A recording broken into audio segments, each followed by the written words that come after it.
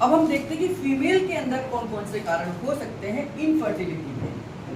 कुछ कारण तो कॉमनली है, जैसे मैंने आपको बताया डायबिटीज में दोनों की वजह से, मतलब दोनों में ही इफेक्ट करेगी डायबिटीज। जैसे एसटीडी है दोनों में इफेक्ट कर सकती है, इन्फेक्शन है दोनों में इफेक्ट कर सकती है, इंजरी है दोनों में कर सकती है, लेकिन अलग अलग पार्ट पर काम करेगी। तो इसमें जो मेन है वो है मेंस्ट्रुअल साइकिल इरेगुलर होना। मेंस्ट्रुअल साइकिल इरेगुलर का मतलब है कि कभी 28 का 20 को आ गया, 20 का 25 को पहुंच गया, 25 का 26 को पहुंच गया। तो इस तरीके से जब भी हम इंटरकोर्स करते हैं तो जब हम ये इंटरकोर्स की बात नहीं है, ये कंसीव करने की बात है, ये प्रेगनेंसी की बात है। इंटरकोर्स तो एक माध्यम है, लेकिन हमारा कॉन्सेप्ट क्या है, हमारा उद्देश्य क्या है कि प्रेगनेंसी ठहरे।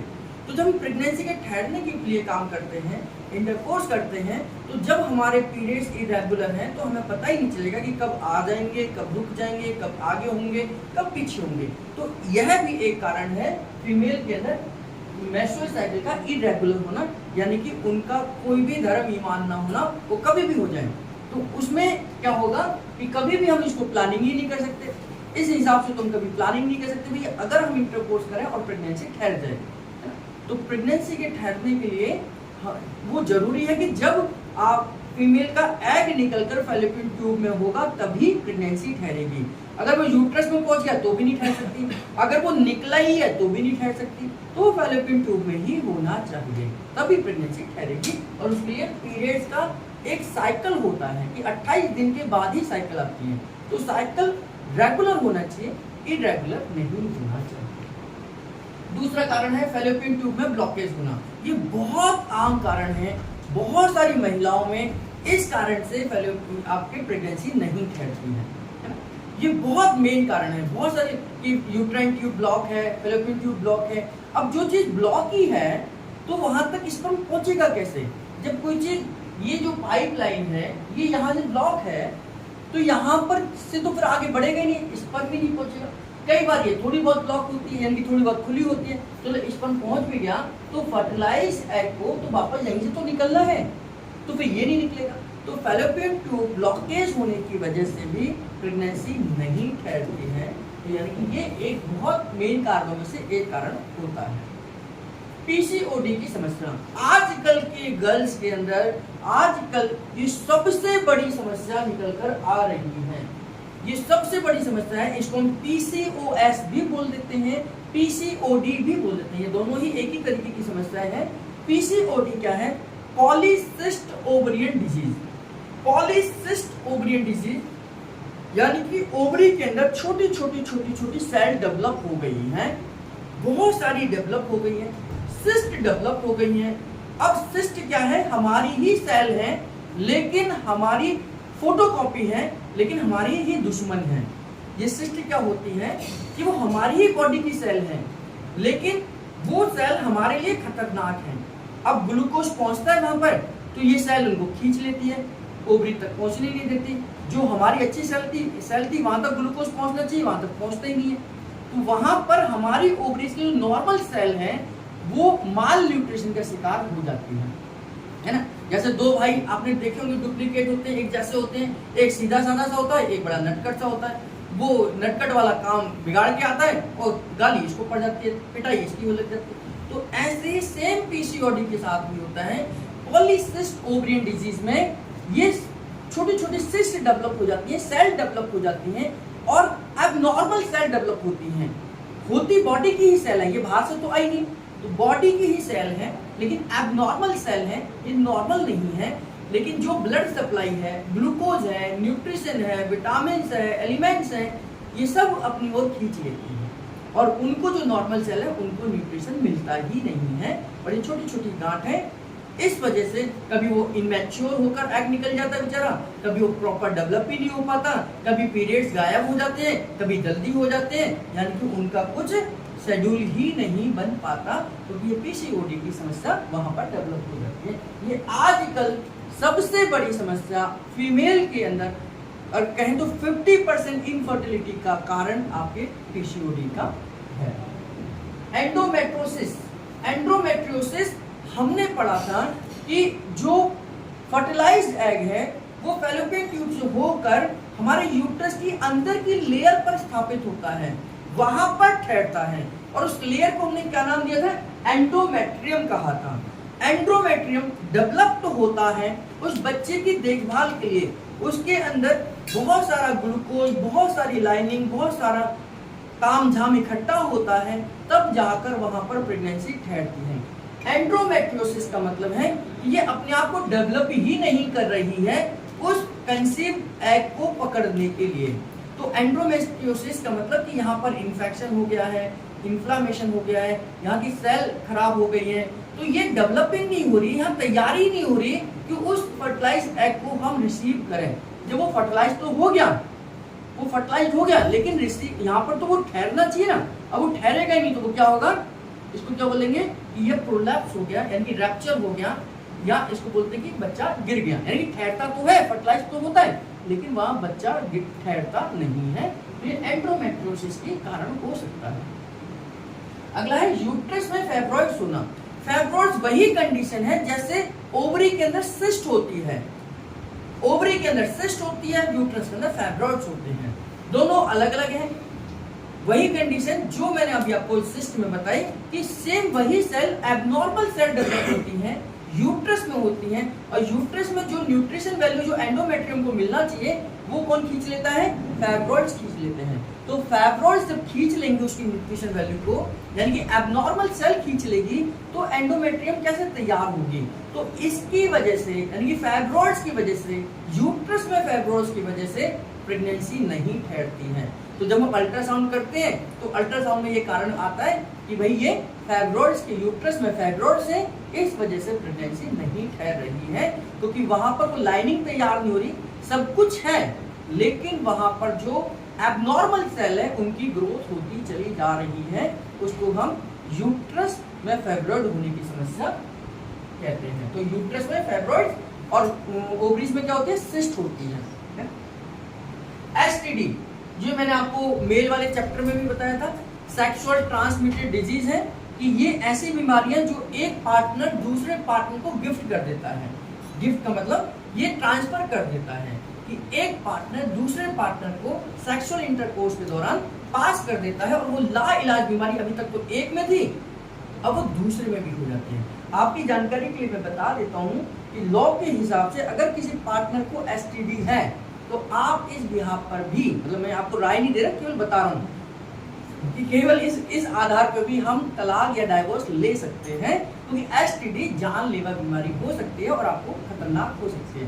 तो इसलिए लॉ के हिसाब से, एसटीडी के हिसाब से भी हम डाइवोर्स ले सकते हैं। ये इतनी बड़ी बीमारी है, तो इसलिए एसटीडी क्या है? ये एक पार्टनर से दूसरे पार्टनर को होने वाली बीमारी है, जिसकी वजह से उसकी लाइफ भी डेंजर में जा सकती है। बैड हैबिट्स, खास तौर से महिलाओं में बैड हैबिट्स का है वही धूम्रपान का करना, ड्रिंक बहुत ज्यादा करना, है ना, यानी कि वो शराब का इंटेक करना।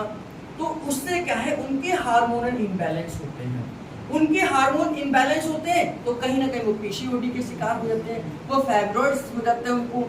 तो बैड हैबिट्स की वजह से भी खास तौर से फीमेल के अंदर हार्मोनल इम्बैलेंस हो सकते हैं। किसी भी चीज की अति हमेशा बुरा है, चाहे वो जेंट्स करे चाहे फीमेल करे, कोई भी चीज यानी कि एक्सेस में यूज करना, एक्सेस में करना आपकी बीमारी का कारण बन सकता है। कभी कभार कोई भी चीज करी जाती है, ये बैड हैबिट में नहीं आएगी। बैड हैबिट का मतलब वो आदतन आपकी लाइफ में जुड़ गई है, चाहे वो ड्रिंक हो, चाहे वो स्मोकिंग हो, चाहे वो ड्रग्स हो, चाहे वो किसी प्रकार की मेडिसिन हो। बहुत सारे लोग की लाइफ स्टाइल में जुड़ जाती है नींद की गोली, और उसको हर बार वो डोज बढ़ाते चले जाते हैं। ये भी हार्मोन इम्बैलेंस होने का कारण बन सकता है। इमैच्योर एग, कल मैंने आपको बताया था कि हर महीने एक एग ओवरी से मैच्योर होता है, कंप्लीट मैच्योर होकर निकलता है, और वो अपने अंदर से केमिकल को छोड़ता है जो बाकी सभी एग को वहीं डिसॉल्व कर लेता है। तो ये प्रोसेस है, एक नॉर्मल प्रोसेस है कि एक एग प्रॉपर तरीके से मैच्योर होकर निकलेगा। अगर वो मैच्योर होकर ना निकले तो उसमें क्या है कि अधपका जो निकलेगा एग, वो फर्टिलाइज भी हो गया तो उसका कोई डेवलपमेंट नहीं होगा। जल्दबाजी में निकल गया, इनमैच्योर हो गया, उसे प्रॉपर तरीके से निकलना चाहिए था तैयार होकर, वो आधा अधूरा ही निकल गया। तो आधा अधूरा इनमैच्योर या डिफेक्टिव पीस निकल गया जो एग है, अगर वो निकलेगा तो फर्टिलाइज नहीं होगा। फर्टिलाइज तो मैच्योर एग ही होता है, फर्टिलाइज मैच्योर एग ही होता है। इनमैच्योर एग में फर्टिलाइजेशन का कोई रोल नहीं है ना। जैसे अब हम अंडा है, उस अंडे के पकने के बाद यानी कि वो तैयार होने के बाद ही उसमें से चूजा निकलेगा। हम अंडे को देख के कहेंगे आज ही चूजा निकल जाए इसमें से, तो ये पॉसिबल नहीं है ना। हमने अंडा देखा और उसे छील दिया तो उसमें चूजा कभी नहीं निकलेगा। तो वो एक मैच्योर होने का टाइम ड्यूरेशन है। तो जब अंडा पूरा तरीके से मैच्योर हो जाएगा, पूरे के तरीके तैयार हो जाएगा, तभी वो अपने आप ही फटता है। हम फोड़ने थोड़े जाते हैं, अपने आप ही फूटता है और उसमें चूजा बाहर आ जाता है। तो वो अगर इनमेच्योर हमने उसे छेड़छाड़ कर दी तो उसमें से कुछ भी नहीं निकलने वाला है। तो इसी तरीके से जो हमारा जो है एग है वो मैच्योर एग ही काम आएगा, इमेच्योर एग किसी भी काम नहीं आएगा। एज फैक्टर, आजकल महिलाओं में ये बहुत बड़ी समस्या है कि पहले हम अपनी पढ़ाई पूरी करेंगे, फिर हम अपने कैरियर को बनाएंगे, फिर हम शादी करेंगे और उसके बाद आगे फैमिली प्लानिंग करेंगे। पढ़ाई पूरी करते करते वो 25 से 26 साल हो जाती है, कैरियर बनाते बनाते 30 साल पहुंच जाते हैं, शादी करते हैं 32 साल में और फिर फैमिली प्लानिंग करते हैं 32 से 1-2 साल शादी के बाद हम सोचते हैं कि और इंजॉयमेंट हो जाए, थोड़ा घूम फिर लें, जो सपने देखे उन्हें पूरा कर लें। तो 33-35 साल में हम बच्चे की प्लानिंग करते हैं। पता चलता है उस समय तक पहुंचते पहुंचते हमारे मोनोपोज चालू हो गए, यानी कि अब उल्टी गिनती चालू हो गई। तो उस समय पर अगर हम ये कर रहे हैं तो एज फैक्टर आपके साथ जुड़ जाता है। तो 35 साल के बाद अगर प्रेगनेंसी कंसीव कर रहे हैं तो बहुत बड़ा रिस्क माना जाता है कि वो प्रेगनेंसी सफल नहीं होगी। ये ऐसा मैं नहीं, हमारे जो हमारे डॉक्टर्स होते हैं वो सलाह देते हैं कि अब आपकी एज बढ़ चुकी है, आपको बहुत सोच समझकर प्रेगनेंसी करनी चाहिए। क्यों? क्योंकि वहां पर हमारे शरीर की में स्टिफनेस आ जाती है, हमारे जॉइंट जुड़ चुके होते हैं आपस में, मसल्स उस तरीके से डेवलप नहीं हो पाती। कि हमने पढ़ा था कि प्रेगनेंसी के समय पर यूट्रस 24 गुना बड़ा होता है। तो वो तभी होगा ना जब वो मसल में लचीलापन होगा, इलास्टिसिटी होगी। अब वो जब पूरी तरीके से मसल डेवलप हो गई है, अब वो 24 गुना कहाँ डेवलप हो पाएगी, वो कहाँ खिंचाव हो पाएगा? क्योंकि एज बढ़ने से हमारी बॉडी में भी चेंजेस आते हैं, एज बढ़ने से बॉडी में चेंजेस आते हैं। तो इसलिए एज फैक्टर भी फीमेल के साथ जुड़ा हुआ है। कल मैंने आपको जानकारी दी थी कि मेल के अंदर तो 90 साल का भी आदमी स्पर्म बना सकता है या उनके अंदर बनते हैं, लेकिन फीमेल के अंदर 40 के बाद मोनोपोज शुरू हो जाते हैं। और दिल्ली जैसे शहर में तो 39, 38, 37 साल में भी मोनोपोज स्टार्ट हो जाते हैं। तो एज फैक्टर फीमेल के साथ बहुत बड़ा कॉन्सेप्ट होता है इनफर्टिलिटी का, कि पहले पढ़ाई पूरी करनी है, फिर कैरियर बनाना है। अच्छी बात है, लेकिन सही समय के हिसाब से आपको डिसीजन भी लेने चाहिए। सही डिसीजन के साथ में आप आगे बढ़ेंगे तो फैमिली प्लानिंग भी पूरी होगी और आपके सपने भी पूरे होंगे और आपके कैरियर भी बन जाएगा। डायबिटीज दोनों में हो सकता है। डायबिटीज मैंने बताया कि diabetes is not a single disease, it is a mother of many disease. ये बहुत सारी बीमारियों को जन्म दे सकती है। उसमें से मैंने आपको बताया था कि ये आपकी इम्यूनिटी को डाउन करती हैं, आपके सेल्स को हाइपो कर देती हैं, उनके फंक्शंस को हाइपो कर देती हैं और बहुत सारे ऑर्गन्स को ये डैमेज करती चली जाती है। आपकी किडनी है, आपका लंग्स है, आपका हार्ट है, ये धीरे धीरे वीक होते चले जाते हैं। ये हमारे वाइटल ऑर्गन्स हैं। वाइटल ऑर्गन्स का मतलब कि जिनके काम करने से हमारी जिंदगी है, जिनके काम करने से हमारी जिंदगी। अगर ओवरी काम नहीं करे तो हम मर नहीं जाएंगे, है ना। अगर ओवरी काम नहीं कर रही या यूट्रस में कोई दिक्कत है तो हम मर नहीं जाएंगे, लेकिन लंग्स काम ना करे तो मर जाएंगे, हार्ट काम ना करे तो मर जाएंगे, तो किडनी काम ना करे तो मर जाएंगे। तो ये वाइटल ऑर्गन्स को डैमेज करती है हमारी डायबिटीज, और इनका डायरेक्ट और इनडायरेक्ट असर हमारे इन ऑर्गन्स पे भी पड़ता है। अब PID जो मैंने लिखा था कि ये पेल्विक इन्फ्लेमेटरी डिजीज, यानी कि आपके जो फीमेल का पेल्विक एरिया है, कल हमने पढ़ा था कि पेल्विक कैविटी के अंदर ही फीमेल के सारे जेनेटल ऑर्गन्स होते हैं, चाहे वो ओवरी हो, वेजाइना हो, यूट्रस हो, ये के सारे एरिया कहाँ हैं, ऑर्गन्स कहाँ हैं, हमारे पेल्विक कैविटी में है। तो इस हिस्से में इन्फ्लामेशन आ जाती है, इस हिस्से में इन्फेक्शन हो सकता है और यह कारण बनता है हमारी डायबिटीज। अगला है मेटाबॉलिक डिसऑर्डर। बहुत सारी महिलाओं को, ये पुरुषों में भी हो सकता है, लेकिन महिलाओं और पुरुषों में ज्यादा ये इफेक्ट करता है महिलाओं को, क्योंकि फीमेल के अंदर एस्ट्रोजन और प्रोजेस्टेरोन 2 हार्मोन हैं, प्रोलैक्टिन भी है, ऑक्सीटोसिन भी है, यानी कि फीमेल के अंदर ज्यादा हार्मोन्स बनते हैं, मेल के अंदर तो टेस्टोस्टेरोन है जो कि स्पर्म बनाएगा। लेकिन यहाँ पर प्रेगनेंसी के ठहरने के लिए अलग अलग हार्मोन्स की जरूरत है। प्रोलैक्टिन के एक अलग लेवल पर जरूरत है, ऑक्सीटोसिन की अलग लेवल पर जरूरत है, एस्ट्रोजन की अलग लेवल पर जरूरत है, प्रोजेस्टेरोन की अलग लेवल पर जरूरत है। तो ऑक्सीटोसिन, प्रोजेस्टेरोन या टेस्ट या आपका एस्ट्रोजन, प्रोजेस्टेरोन, ये सब क्या है? टेस्ट या फिर क्या है? स्टेरॉइड हार्मोन है। ये स्टेरॉइड हार्मोन कब बनते हैं? जब हमारा कोलेस्ट्रॉल बनता है। कोलेस्ट्रॉल कैसे बनता है? फ्री फैटी एसिड से बनता है। फ्री फैटी एसिड कैसे बनता है? आपके घी तेल के खाने से बनता है। तो अगर आपका घी तेल ही डाइजेस्ट नहीं होगा, आप घी तेल जो खा रहे हैं वो पचेगा नहीं, तो जब वो नहीं पचेगा तो फ्री फैटी एसिड नहीं बनेगा। फ्री फैटी एसिड नहीं बनेगा तो कोलेस्ट्रॉल नहीं बनेगा, और कोलेस्ट्रॉल नहीं बनेगा तो ये हार्मोन्स नहीं बनेंगे, और हार्मोन्स नहीं बनेंगे तो आगे की तो क्रिया प्रोसेस हो ही नहीं सकती, क्योंकि यूट्रस, ओवरी, ये एस्ट्रोजन और प्रोजेस्टेरोन से ही चलते हैं। एस्ट्रोजन और प्रोजेस्टेरोन नहीं बनेंगे तो आपके ये ऑर्गन अनडेवलप्ड रह जाएंगे। तो यानी कि हमारा मेटाबॉलिक डिसऑर्डर भी महिलाओं के साथ में बहुत बड़ा कारण बनता है, हार्मोन इम्बैलेंस होने का, इनफर्टिलिटी होने का। अगला है इंजरी का होना। इंजरी, बहुत सारी महिलाएं गिर जाते हैं, चोट लग जाती है, एक्सीडेंट हो जाता है, तो यूट्रस, कई बार यूट्रस है, ओवरीज है, इनमें डैमेज हो जाते हैं, ये रैप्चर हो जाते हैं, ये फट जाते हैं, ये एक्सीडेंट हो जाता है। अब एक्सीडेंट के समय पर क्या हो गया ये किसी को भी नहीं पता चलता।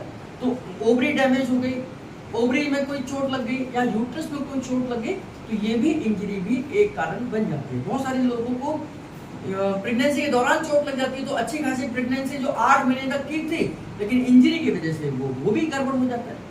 तो यह भी इनफर्टिलिटी का कारण बनता है, यानी कि इंजरी भी यह कारण बन सकती है। Cervical mucus issues. Cervical mucus issues का मतलब है, कल हमने देखा था कि सर्विक्स के अंदर बॉर्थेलिस ग्लैंड्स के पास, क्योंकि सर्विक्स के एरिया के साथ कौन जुड़ी हुई है? बॉर्थेलिस ग्लैंड जुड़ी हुई है, जहां से म्यूकस सिक्रीट होता है और वह पेनिस के आसानी से प्रविष्ट होने में, यानी कि उसको एंटर करने में मदद करता है। तो म्यूकस फॉर्मेशन जरूरी है।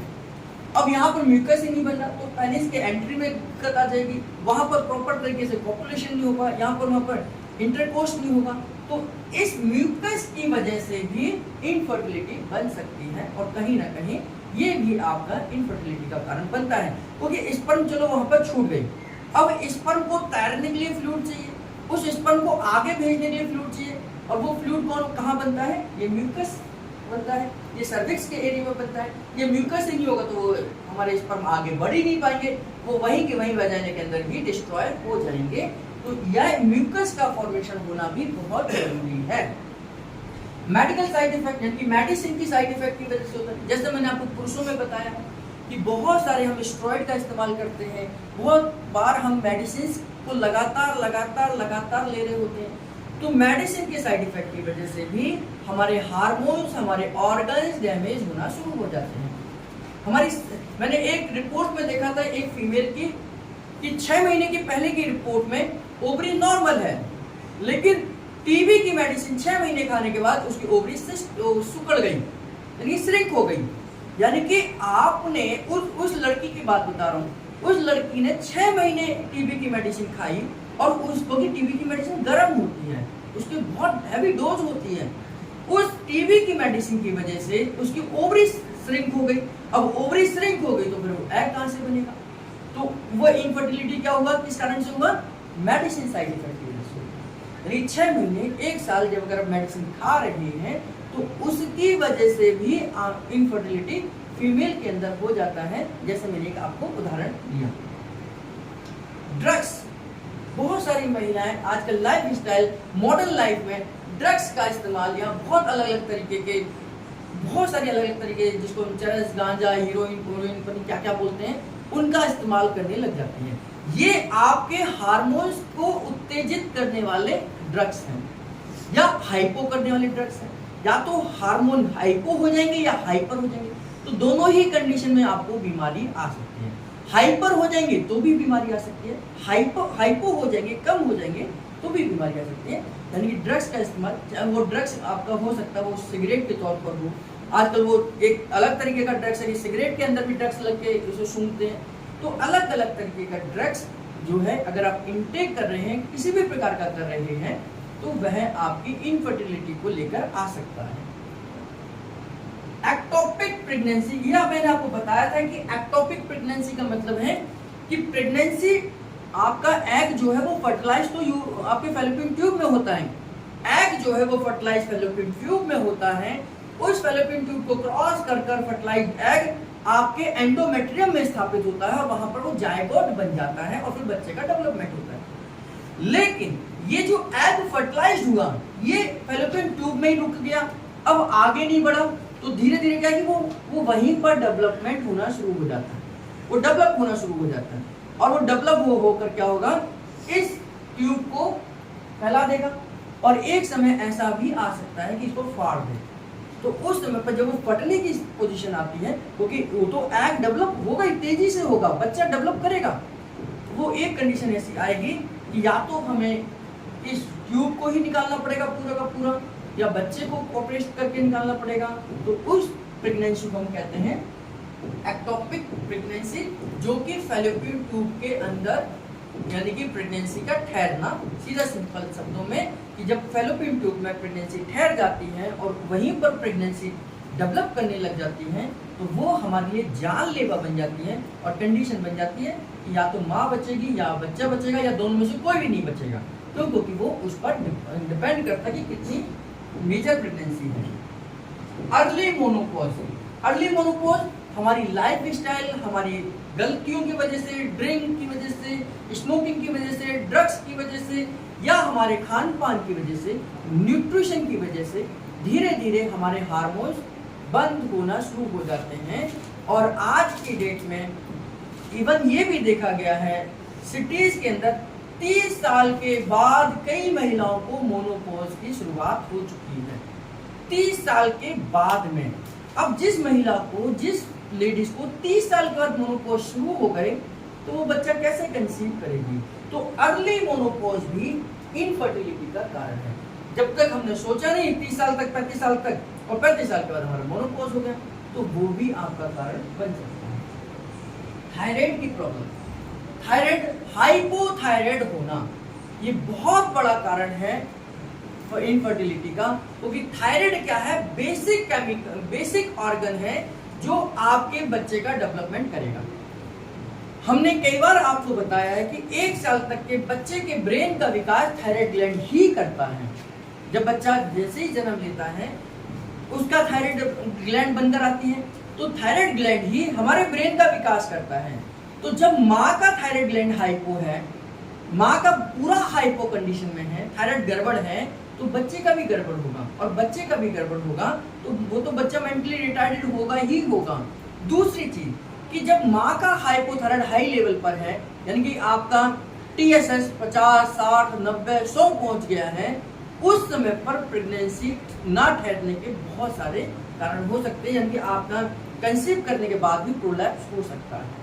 तो थायराइड एक बहुत बड़ी समस्या है प्रेगनेंसी को कंसीव ना करने। ये डॉक्टर खुद ही मना कर देंगे, यानी कि अगर आपकी हो भी सकती होगी तो भी डॉक्टर मना कर देंगे। जब मना कर दे तो वो भी इनफर्टिलिटी ही है, यानी कि थायराइड का TSH का बहुत ज्यादा लेवल तक बढ़ना, 100, 200, 250, 300, 500 पहुंच जाए, तो उस समय पर ये समझो कि वो इनफर्टिलिटी ही है ना? तो उस समय पर डॉक्टर अपने आप मना कर देंगे। Size of organ, size of organ का मतलब है कि आपकी फैलोपियन ट्यूब प्रॉपर तरीके से डेवलप ही नहीं हुई है, वो छोटी सी रह गई है, ओवरीज छोटी रह गई है, एग फॉर्मेशन हो ही नहीं रहा, तो ओवरीज और फैलोपियन ट्यूब छोटी रह जाएगी, तो आपका वहां पर भी फर्टिलाइजेशन नहीं होगा।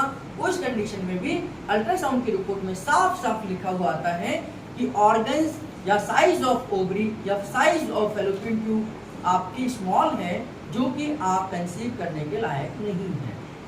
तो उस समय पर ये साइज ऑफ ऑर्गन आपका मैटर आ जाता है, आपके रोड़े आ जाता है, आपके लिए दीवार बन जाता है एक प्रेगनेंसी को कंसीव करने में।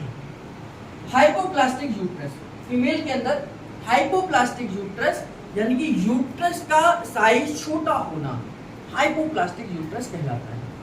अब बच्चा तो डेवलप यूट्रस में ही होगा, जब यूट्रस ही छोटा है तो वो बच्चा डेवलप कैसे होगा? जब यूट्रस ही छोटा है तो वो 24 गुना बढ़ेगा कैसे? वो जब यूट्रस ही छोटा है तो उस बच्चे का विकास कैसे होगा? और वो डेवलप ही नहीं होगा तो बच्चा ठहरेगा भी तो कुछ दिन बाद वो अपने आप प्रोलैप्स हो जाएगा, गिर जाएगा, यानी कि वो बच्चेदानी से खराब हो जाएगा। तो हाइपोप्लास्टिक यूट्रस भी प्रेगनेंसी के ना ठहरने का एक बहुत बड़ा कारण बन जाता है। आइडियोपैथिक इनफर्टिलिटी, ये आइडियोपैथिक इनफर्टिलिटी मेल के अंदर भी हो सकता है, फीमेल के अंदर भी हो सकता है।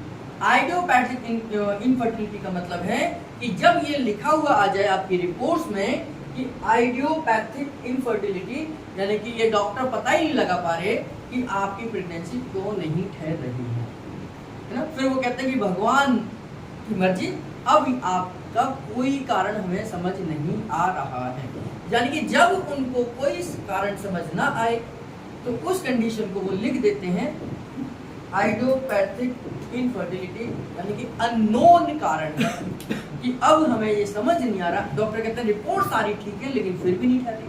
कई बार ऐसी रिपोर्ट्स आती हैं कि कोई बीमारी समझ नहीं आ रही, रिपोर्ट बिल्कुल ठीक है लेकिन फिर भी आपको समस्या हो रही है। रिपोर्ट सारी जितनी भी हमने करा सकते थे सारी करा ली लेकिन फिर भी आपकी समस्या है। उस कंडीशन को यहाँ पर ये कह दिया जाता है आइडियोपैथिक इनफर्टिलिटी। ये आपके जेंट्स के साथ भी हो सकता है और फीमेल के साथ भी हो सकता है। यानी कि अननोन कारण, यानी कि इटियोलॉजी अननोन है, यानी कि उसके कारण का कुछ भी पता नहीं चल रहा है। हार्मोन यानी खास तौर से एंड्रोजेंस, एंड्रोजेंस का मैंने आपको मतलब बताया था। एंड्रोजेंस का मतलब बताया था कि अगर फीमेल है तो मेल वाले हार्मोन डेवलप हो गए, मेल है तो फीमेल वाले ऑर्गन हार्मोन डेवलप हो गए। अब जो फीमेल है ऑर्गन उसके फीमेल के हैं लेकिन अंदर से उसके सारे जो बात करने का तरीका है, चलने उठने बैठने का तरीका, जो उसके भाव है वो जेंट्स जैसे हैं। तो वो फीमेल जो मेल के साथ तो कभी भी अट्रैक्ट नहीं होगी। ऐसे मैंने बहुत सारे देखे हैं, बहुत सारे आजकल तो ऐसी जनरेशन बहुत सारे लोग हैं कि दिखने में पूरी फीमेल है लेकिन उसके हार्मोन्स मेल वाले हैं, टेस्टोस्टेरोन उसके अंदर बहुत बड़ा हुआ है।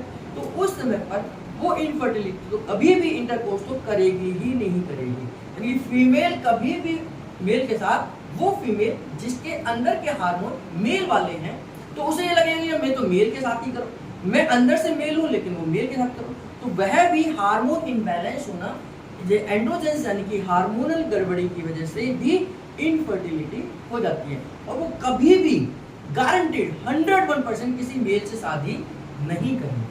तो जब शादी नहीं होगी तो इंटरकोर्स नहीं होगा तो बच्चा हो ही नहीं सकता है। और वो ठहर भी गया तो वो ध्यान ही नहीं रख पाएगी क्योंकि उसे पीरियड्स आना भी एक प्रॉब्लम नजर आएगा, बच्चा ठहरना भी एक प्रॉब्लम नजर आएगा, उसे लगे क्या किस चीज़ों में बंद गए।